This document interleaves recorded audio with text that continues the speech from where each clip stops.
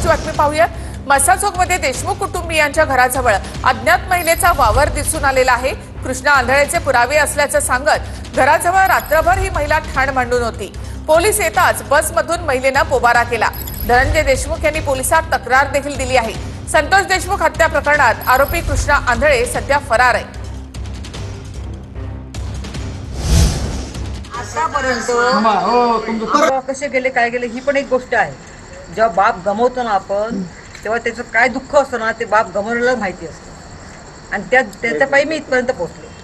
बाकी कशासाठी आले नाही सांगते की माझ्याकडे काही पुरावे कृष्णा आंधळे कुठं राहत होता, त्याने काय केलं, अशा काहीतरी प्राथमिक माहिती देत होती ती।